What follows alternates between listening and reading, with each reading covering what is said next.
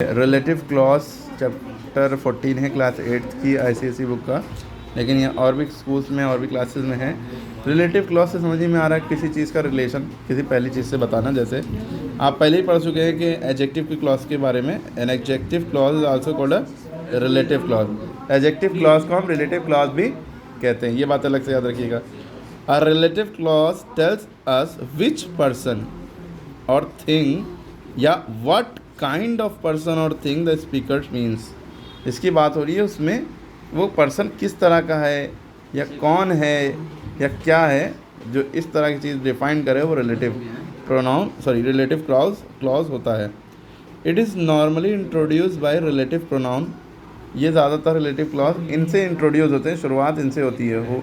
Who, which, that, whose, हुम। Who माने कौन होता है, लेकिन ये बीच में आएंगे तो इनका मतलब जो हो जाएगा।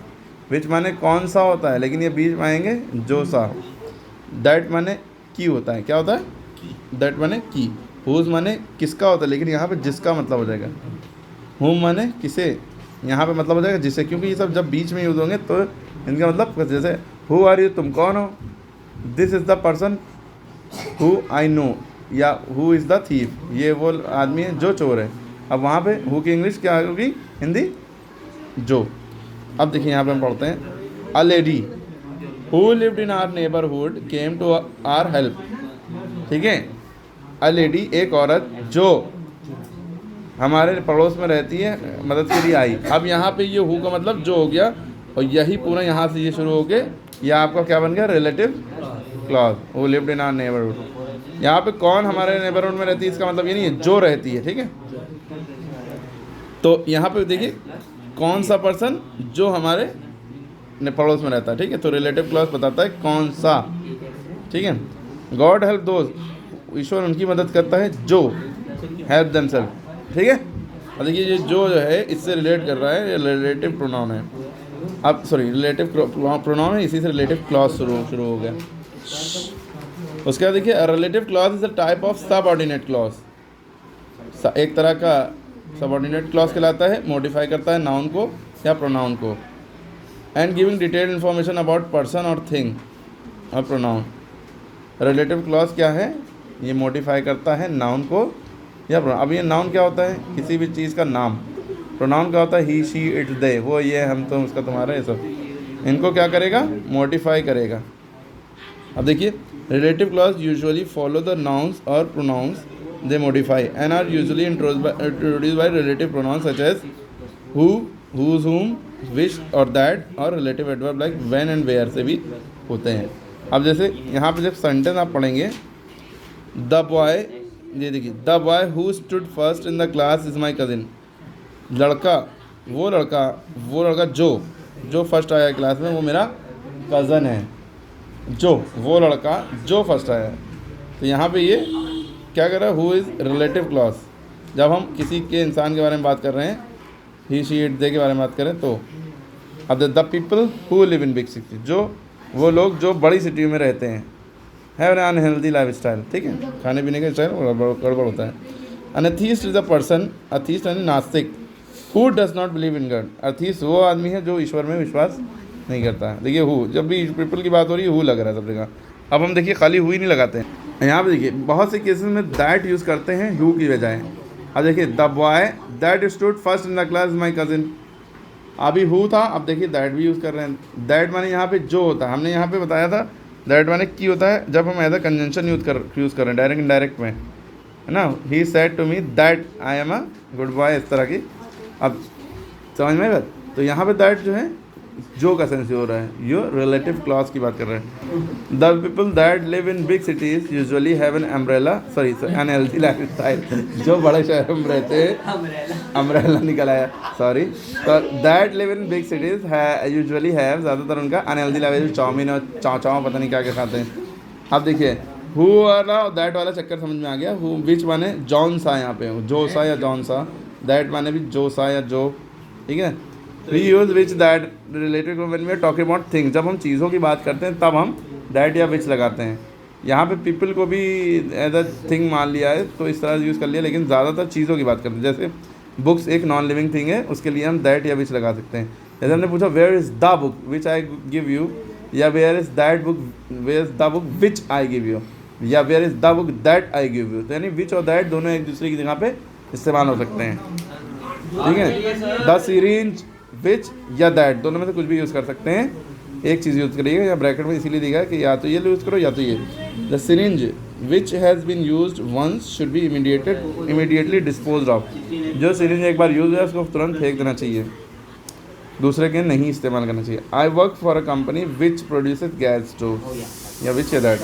आज यहाँ पे दैट की बात करें, that can normally B use in place of both who and which. That जो है विच और दैट हु जो है विच, दैट वर्ड विच की जगह तो यूज़ होता है, लेकिन हु की जगह पे भी यूज़ हो सकता है। But there are certain cases, इसमें कुछ केसेस हैं उनको दैट के यूज़ करने के। जैसे we use that after adjectives in the superlative degree. Superlative degree किसे कहते हैं? ये जिसमें EST लगा हो, ठीक है, जब 1 to all कंपेरिजन हो। Doctor Mehta one of the best speaker that spoke on naturopathy. तो बेस्ट लिखा है, इससे पहले हमेशा दा भी लगा होता है सुपरलेटिव डिग्री से पहले, ये भी पहचान है इसकी, ठीक है।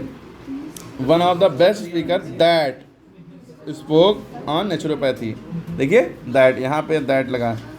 This is the most ridiculous movie that I have ever seen, या हिट द स्क्रीन। ठीक है, we use that after the words all, any, anything, none, nothing, etc। इन सब के वर्ड के बाद भी हम दैट यूज करें। This is all that. अब देखिए ऑल के बाद क्या लगा है? That. She approved of nothing that I did, ठीक है।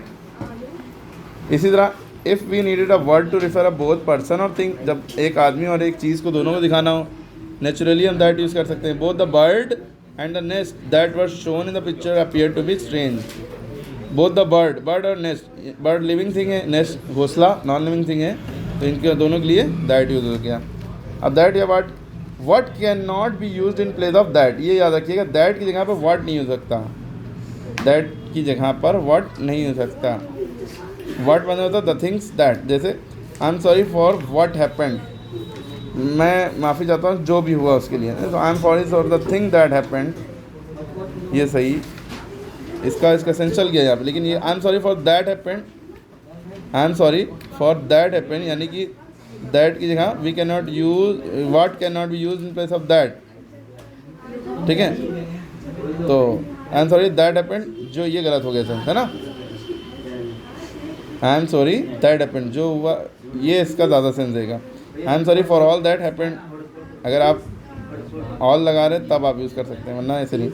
In the first content what happened is not a relative clause, यहाँ पे ये रिलेटिव क्लॉज नहीं है। देयर इज़ नो नाउन और प्रोनाउन दैट मॉडिफाई इट, कोई नाउन प्रोनाउन भी नहीं है यहाँ पे।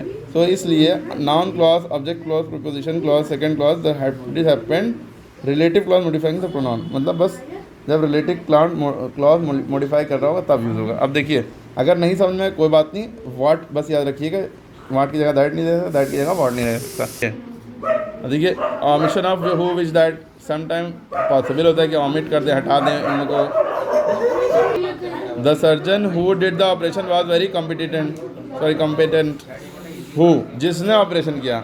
आई have lost the bag which content my insurance paper, which bag non living thing इसलिए विच लग गया। We must use who which that if the subject of the relative clause, अगर ये सब्जेक्ट यहाँ पे एज अ सब्जेक्ट यूज है ना, did का ये, तो I have lost the bag content my, ऐसे नहीं कह सकते, लेकिन समटाइम्स ये सारी जो चीज़ें हैं अगर ऑब्जेक्ट है तो हटा सकते हैं। लेकिन यहाँ देखिए the CD player that I wanted to buy was beyond my means, मतलब हम खरीद नहीं सकते, इतना महंगा था। दैट आई, जो मैं ख़रीदना चाहता था, CD प्लेयर जो मैं ख़रीदना चाहता था वो हमारे बस में नहीं था। The pullover which Saloni knitted proved very useful, ठीक है। अब यहाँ पे ये समझ सकते हैं the CD player I wanted to buy was beyond my means, जो मैं ख़रीदना चाहता CD player beyond my means. The pullover Saloni knitted proved very useful, ऐसे लिख सकते थे जैसे भी। तो I can not find the books I am looking for them, मुझे वो बुक नहीं मिलनी जो मैं ढूंढ रहा था, इसको आप ऐसे लिख सकते हैं I can't find the books which या that I am looking for. अब इस केस में फॉर लास्ट चला जाएगा, ठीक है। The room which we slept in last night was very tidy, जिस रूम में हम कल रात सोए वो बहुत टाइडी है, ठीक है। अब देखिए ये सारी एक्सरसाइज हैं, अपना ट्राई करिए आप। अब देखिए I congratulated the man his son had won the prize. मैंने उस आदमी को जो है वो कॉन्ग्रेचुलेट किया जिसका बेटा प्राइज जीता है, तो इसको हम कहते हैं आई कॉन्ग्रेचुलेट मैन हुज सन, जिसका बेटा हैड वन द प्राइज। तो इसकी जगह हुज माने जिसका, हुज माने किसका होता है, लेकिन यहाँ बीच में यूज़ हो रहा है रिलेटिव प्रोनाउन की तरह, रिलेटिव क्लॉज की तरह, तो जिसका सेंस होगा। The official we approach him could not tell us much whom we approach him का द ऑफिशियल होम वी, जिसको हमने अप्रोच किया। इस तरह से पढ़ ली। The town where I was born had a grain market, जहाँ हम पैदा हुए, यहाँ पे कहा नहीं जहाँ मतलब है।